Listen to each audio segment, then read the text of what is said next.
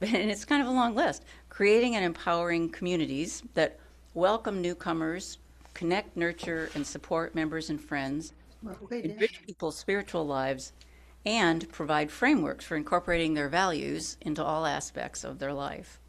And in that process, we do what we can to make the world a better place. Put it all together, and what do you have? Huh? We have a lot of rich potential, amongst other things. That is a huge amount of possibilities of what you can do. And I wrote this to myself, but it's maybe true for other people. When I find myself flailing around with all of that, I just tell myself it's about balance. It's about getting the right balance of things. So this is kind of a headier part. I love the role of boards of directors. It was my professional life, and I just think they're so important because of what they do for the organizations that they are there to serve. And I think of them as agents of accountability, that they're really there to help shape the vision of who and what the organization is now and wants to be in the future, and then to support the structure of the organization. And in our case, the structure is the programs, the connections we have to the community, the committees, and the groups. I mean, that's our structures, all of those things. And then they're also responsible for for overseeing and kind of making sure that the environment is created in which that can happen, in which people are keeping track of what's important and putting the kind of resources. One of the most interesting things I ever heard, really, in being in administration, was that, and a lot of you have heard it, is that, budget is really about where your values are placed. And the resources that organizations have are basically people and money. So those are important things to think about when you're in charge of accountability. So one of the board's goals for this year is to think and to act strategically, which to me means really kind of what our theme for the month has been, which is paying attention to what's important. That has a lot to do with it. Thinking strategically is keeping all the pieces, making sure you have the right pieces, making sure you put them in the right order, making sure you give the right amount of attention to them. So you come, it's like those of you who are cooks, and I'm not. It's all about getting the right balance, right? And you can put in some creative stuff, but basically you don't want to screw it up by, forgetting something that's absolutely critical, like, I don't know, baking powder. I don't know. So the strategically thinking is about what we need to accomplish and what we have to do to keep that on track. Fortunately, I think that we really know a Can't lot see about the our screen, values. and we are chat disabled. Whoa, what was that? That was Melvin. Oh, hey, Melvin. Anyway, I think we know our values pretty well. I mean, that's one thing about UUs, I think. I don't think you can stay around UUism very long without really having a sense of what the values are. So that means that we get to put a lot of our attention on goals and on putting together the infrastructure that lets us become successful in whatever it is that we decide that we want to do. Paying attention to the inevitable evolving of whatever we start with. So, and we, piece of that strategic process we put in place when we hired Reverend Kaplow, and that was a really good thing to do. And now it's back to us. So Jessica and Kate, on behalf of the board, have planned this service, and it's in the theme of attending to what is important to us as a congregation, which is a critical step in our process as we look ahead, not just to next year, but to the next 5, 10, 15 years. So all the work that's gone into this is wonderful, and I now welcome Jessica, who's going to start with a story for all ages. Hi, everybody. I'm Jessica Wesch, and I am one of your board members. And as you know, I cleaned out the RE room. Spencer helped me. We still have some work to do, but I wanted to tell this story. Am I echoing? Am I okay? No, okay. Because it was one of the first visits that I made to this congregation about 8 years ago. It was a story told to us by Indigo Lewis, who at the time was our part-time RE, or Religious Exploration, director. And so I came into this congregation, having just moved here, knowing no one. I moved here with my 11-year-old son. I took a job as the medical director for the clinic. I left my thriving practice at Swedish, where I had been for 15 years. And it was a huge step for me. I was, at that time, also leaving my marriage. So it was this huge step. And I was raised Unitarian Universalist, and so this is where I came. When 2 weeks before I moved here, I got a call from my new boss, who told me that the clinic on the island would be abruptly closing. So I had no job, okay? I think it was one of the most precarious points of my life. And so when I came here and I heard this story, it was exactly what I needed. And I knew that I was home, that this would be home for us. So this is the story of the Chumash people. It's told in a spoken tradition, and when we do stories of all ages in the VIUU congregations, usually we sit up front with a book, and all the children come, and they sit in the front, and we turn the pages. And this is how I was raised. And then we sing the children out so that their wiggly little bodies can go explore their spiritual beings without having to sit still. So I just love this story. It was told by a native tribal leader of the Chumash people, Julie Chumamayet Stensley. She's a descendant of the Channel Islands, the islands of Santa Cruz and Santa Rosa, off the coast of Santa Barbara, California. So it begins, once upon a time, on a beautiful island that we call Limu, meaning the sea, known today as Santa Cruz Island. Mother Earth, Hutash, was there. And she had created many things on this beautiful island, but she thought something was missing. So she went to a very special plant, and she gathered some magic seeds, and she threw out the seeds to the earth here on the island. And pretty soon, from that ground, up from this beautiful earth, grew these beautiful people. And she gave them many gifts, and she showed them how to live and thrive happily on the island. Well, her husband, a Triapush, the sky snake, who we call now the Milky Way, he also wanted to give the people a gift. So he gave them the gift of fire by shooting down a bolt of lightning.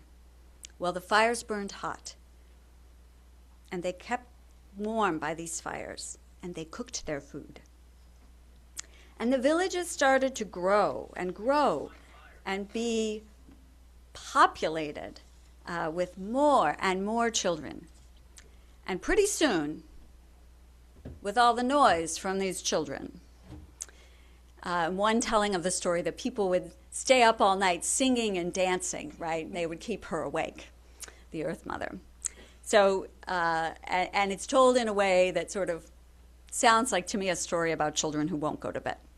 But she decided that it was time for these people to move to another place, to have more space, a place where they could spread out and be very happy.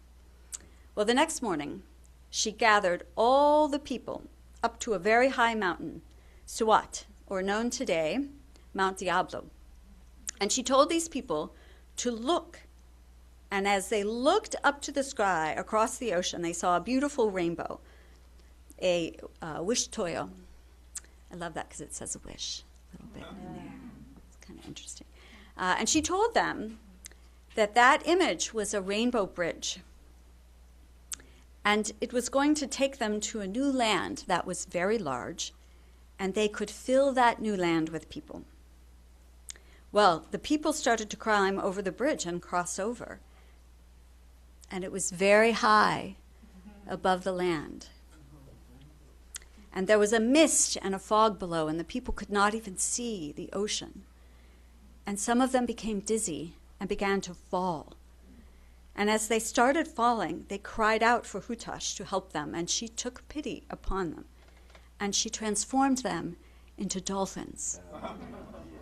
And that is what we call our brothers and sisters of the sea today, Elkoi, dolphins.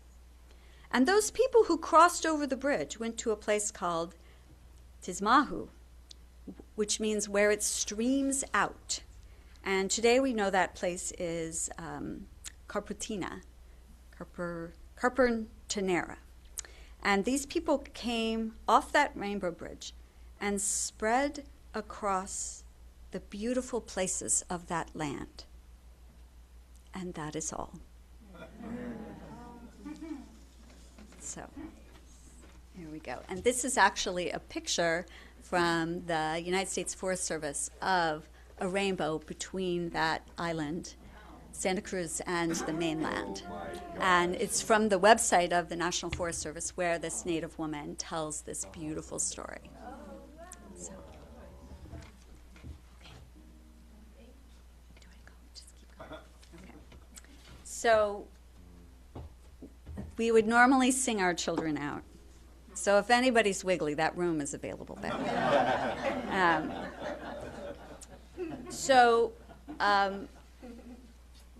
I am so joyous to present this today. It is such beautiful, it's such a beautiful gathering of information and data. And I look out at all of your faces, and it's just even more beautiful for me. So, Spencer, am I sharing? Yes. Okay. So in February, we did a welcoming workshop for our new minister, Florence Kaplow, Reverend Florence Kaplow, and we spent some time with her sharing who we are with her. And we took a moment to, in this wonderful place of new beginnings, to do a little visioning together with her. And so we drew out our hopes and dreams, and many of you were there. And while I didn't know it at the time, the upcoming Soul Matters theme was paying attention, so this was perfect.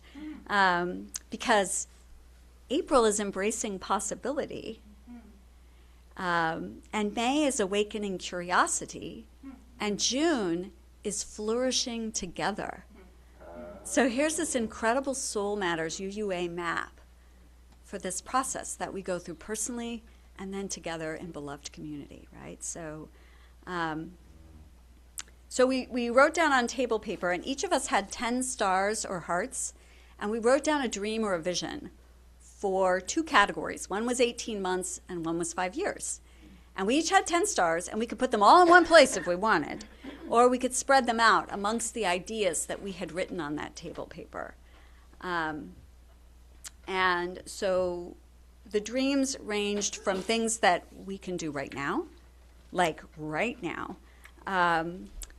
or things that are longer term that we can do together in that process of strategic planning that Robbie was talking about. So today I present the hopes and dreams that emerged, our visions of how we can live our 8 UU principles together. So here, let's see if it works. There we go. So this is a word cloud, which Reverend Florence taught to me. It's what we created when we described our congregation to her. And the way word clouds work is that the words that come up more often are bigger. So look what was big, right? This is who we told her that we are. My favorite one is at the bottom, which is weirdos. I have had a car with the Keep Fashion Weird sticker. So here was what came up first. Families and children. The dream with the highest number of stars and hearts was about family and children. For both 18 months and 5 years together, there were 41 stars. And so, as we can see as we look around us, that's a heavy lift.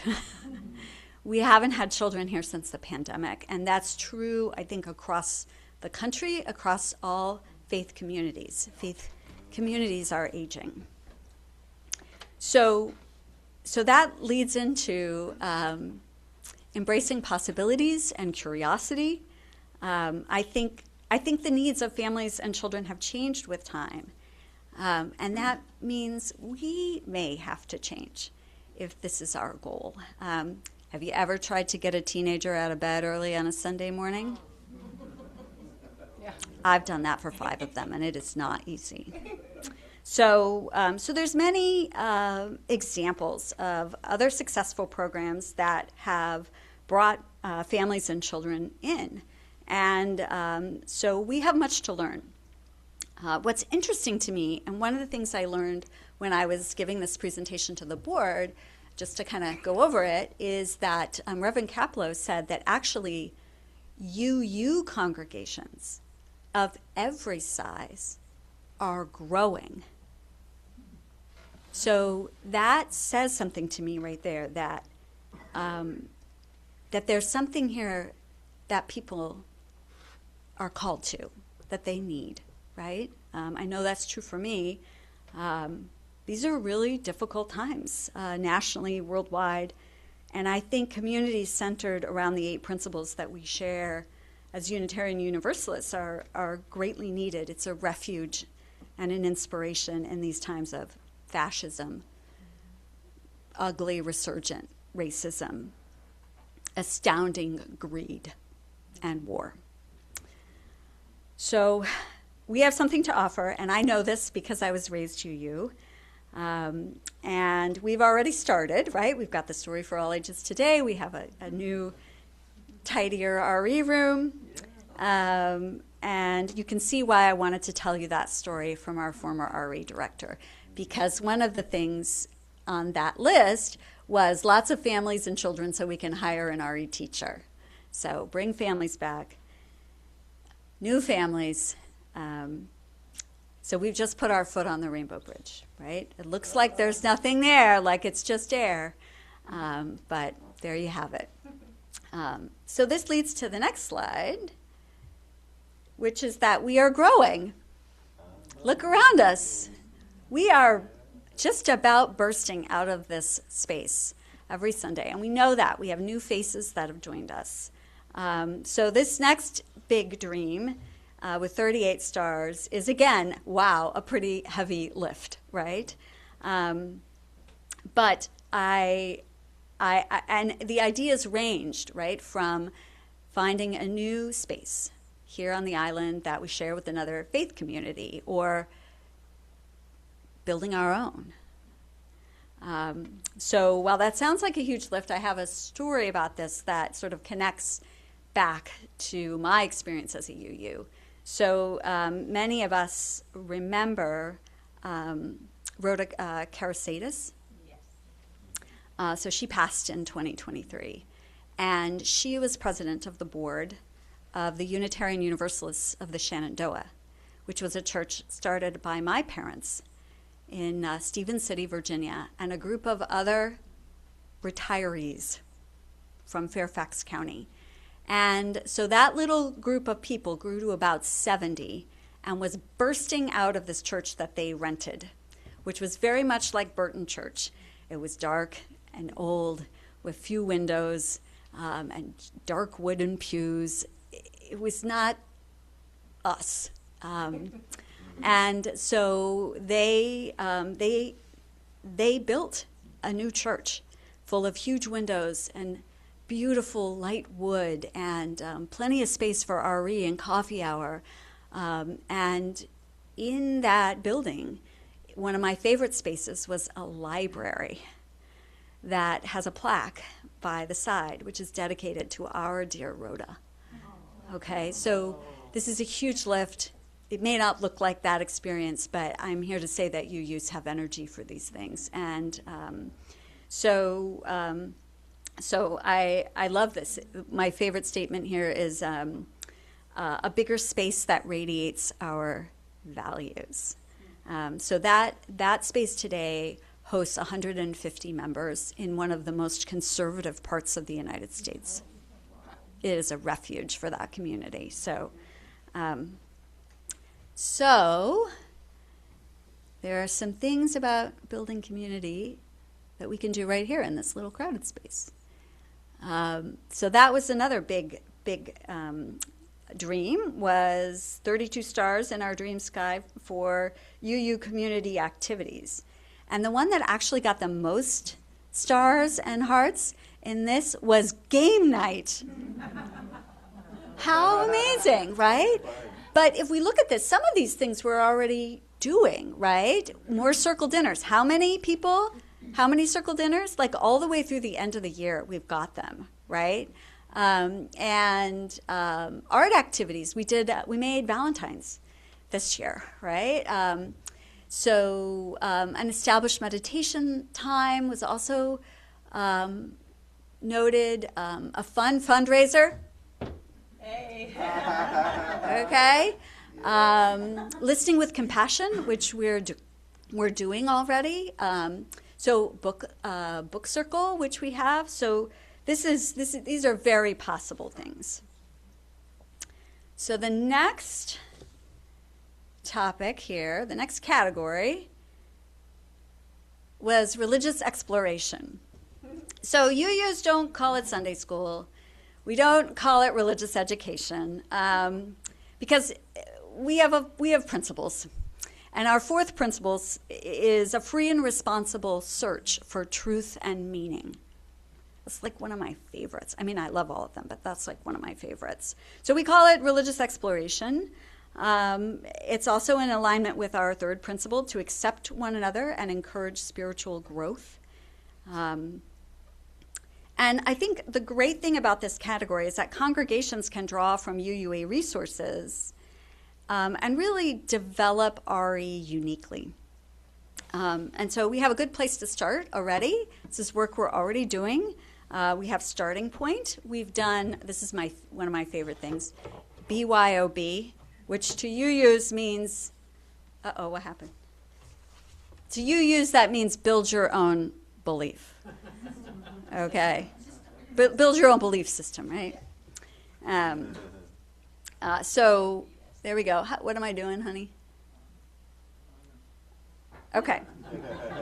We'll let him work on that. It might actually be, because it says I'm screen sharing. Anyway, we're working on the tech thing. One of the, there was a specific call out in keeping with our interest in bringing back families that was for youth RE.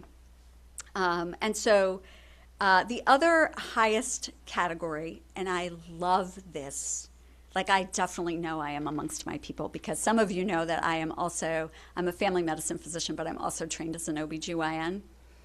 It was for adult owl. Yeah, so, some of you may know what that is and some of you may not, but OWL stands for Our Whole Lives. It's sex ed, people, right? And so it turns out that Unitarians believe that that sex is part of a free and responsible search for truth and meaning. It's part of our whole lives and our spiritual beings. So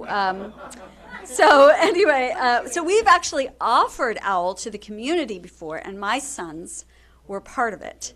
Our own Alex led it, and we invited it was open to the entire community, and that youth OWL was packed. Okay, packed.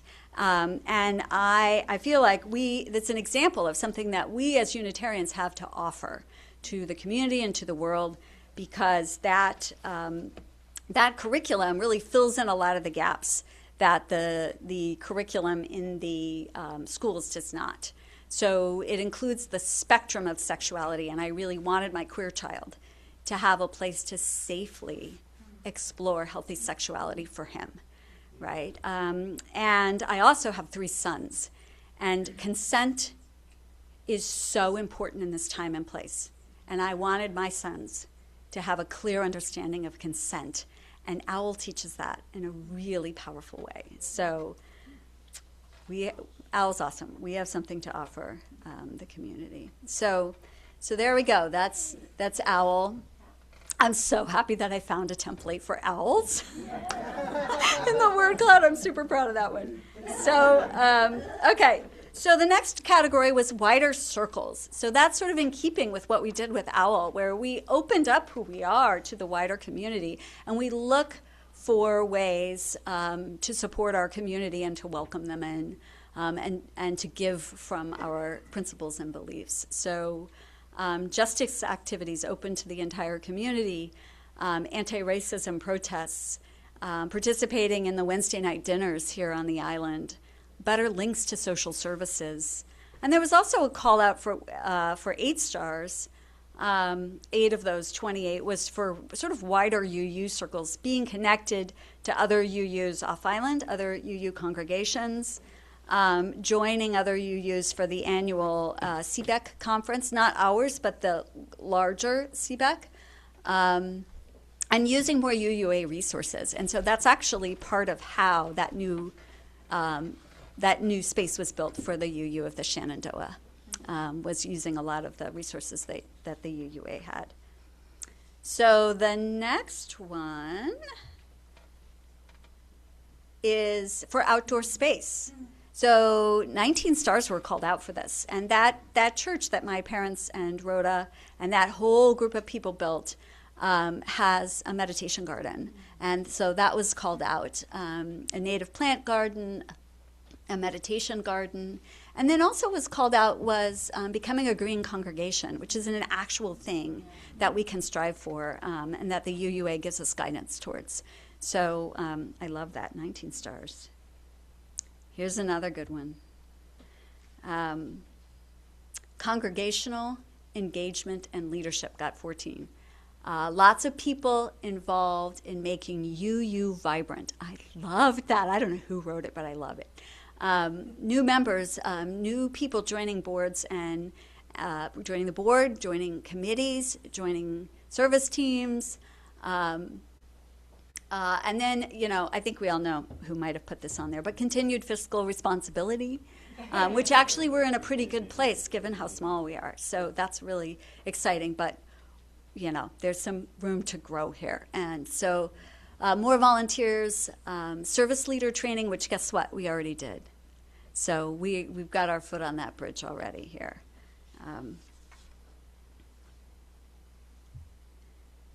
Here's this one. Music. I've heard it called music ministry in other congregations. Did you notice the 4 people who stepped up this morning when we sang? So, music is so central, I think. And I love this. There's one of the recommendations, I think it was Shauna, put singing lessons. So, and, more anthems and resistance music. Did anybody hear what was sung at the protest yesterday?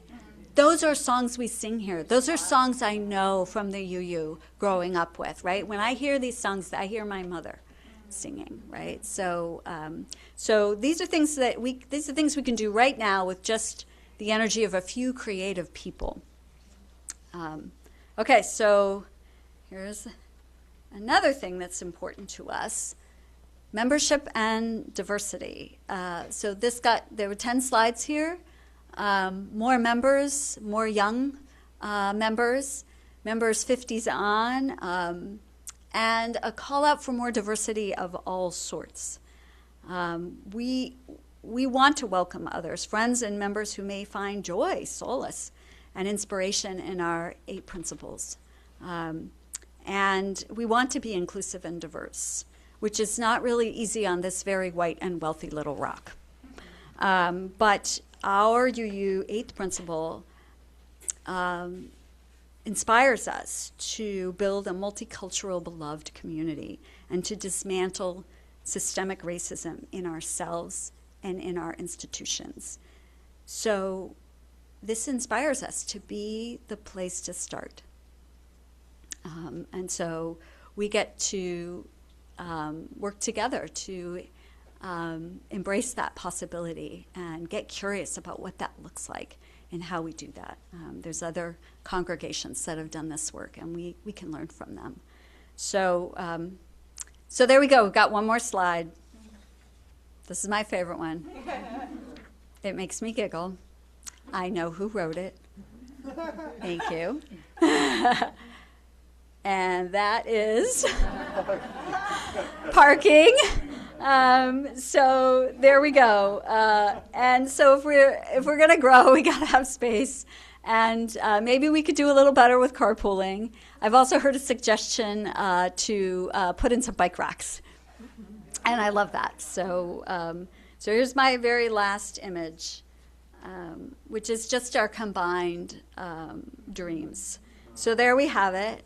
We have big dreams, but as we have learned from the Chumash elders, our own elders, if we want to grow and not just survive, but truly thrive and step into abundance, we're going to take that first step into what looks like air. But we know in our bones that our values and our principles are relevant, especially in this time and place. How do we fight for what is true and ethical and make space for that still small voice that is our spirit? How do we show up for the world when we feel like these values are lost? And it starts with a dream, and we do it together. So thank you for letting me present this.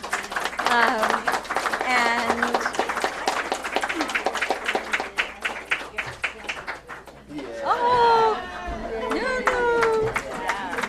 You guys are so beautiful. Now you can cry. Okay. All right. More fun to come. Wow, how many people are excited? Huh. That was so great. You know, the other thing, Jessica, is that, like, you could be like the ideal UU. I mean, you've integrated that notion about what the values are, and you can apply it to everyday life. I mean, you know, she's right, obviously, about that what we offer that people want. We just don't really know how to talk about it well. So maybe you could give us lessons in how to do that. So anyway, the board was just excited because this is a big step. It doesn't reflect everybody's input because not everybody came, you know, and it's not like, well, how would you pick, you know, this one together with that one? This is where the strategic part comes in. We know where the passions are. Now we have to figure out what we want to focus on and then how we do it. So we're launched, and a lot of these things are going to take time to pull out. And the other piece that I love that you put in, and I gave her a little plug for it, is just there's so much out there that we don't know that other people already know. We don't have to reinvent everything. And I have the experience of Vashon being kind of overly self-sufficient. You know, it's kind of like, well, we don't really need anything. You know, we don't have a bridge. We're fine. We're good. But you know, there's so many churches that have already done things that are really cool. I'm like, Port Townsend's one of them. You know. So anyway, thank you. It's going to take me a minute to get back into the script, but I think we're singing. Is that right? Oh, good. And so what are we singing? 131, Love Will Guide Us. Oh,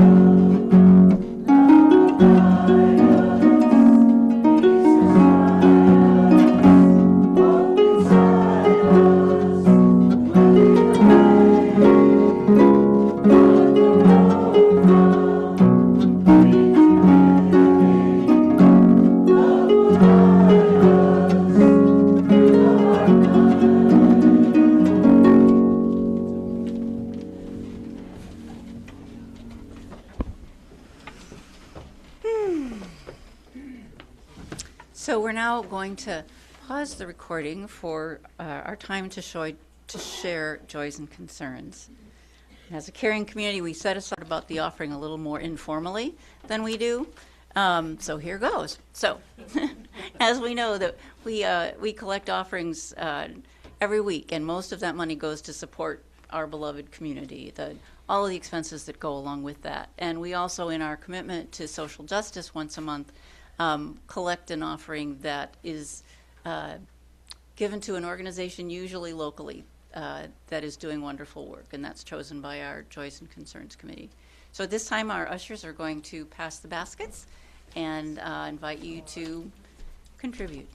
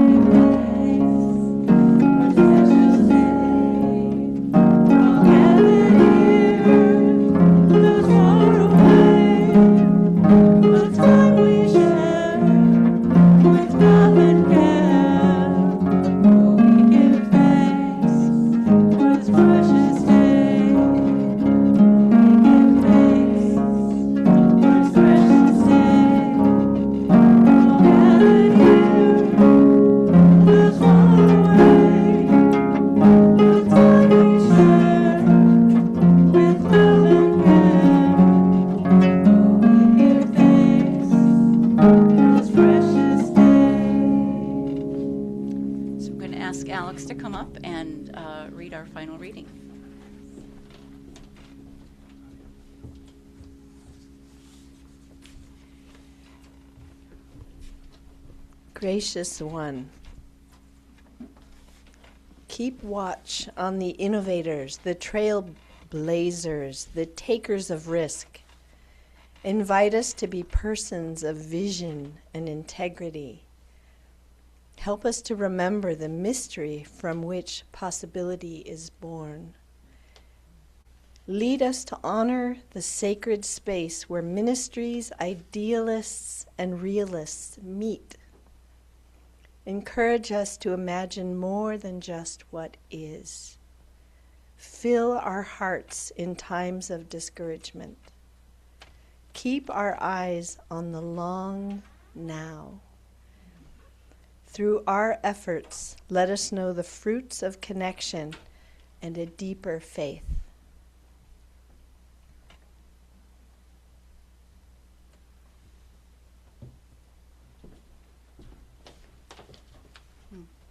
And Kate is going to come up and do our chalice extinguishing.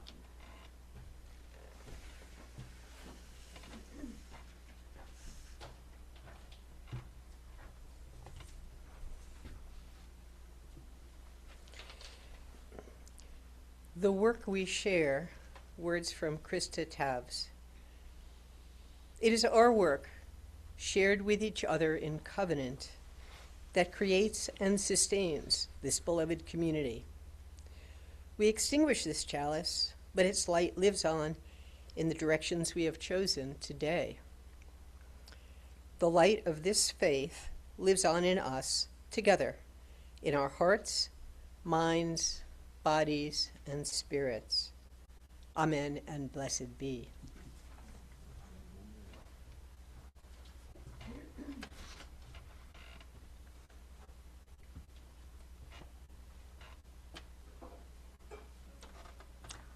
Before I ring this, because I want it to be part of the service, I just want to thank everyone who's helped make this possible. Kate's call forth and people coming forward to do that. Certainly Jessica and Spencer, Leslie, and the board members, and Mary telling me I have to use this, and all of the board members who are working towards keeping this place going in the right direction.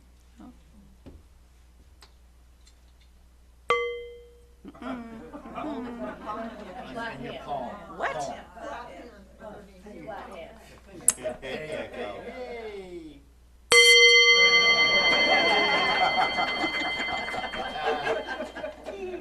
That's great. It works when you work.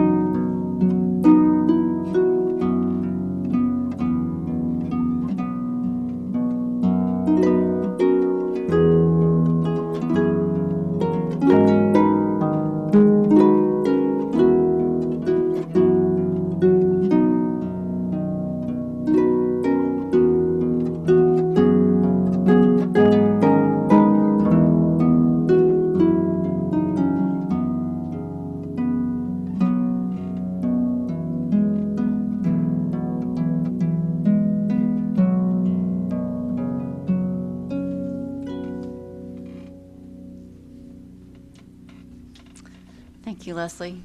You know, the other thing, not only is her playing incredibly beautiful, look at that harp. Isn't that like stunning? Wow. Wow. Okay, so this is the time for announcements. If you have something to announce that relates to VIUF and our activities, please, VIUU, yep, we grew. Please come forward and do that.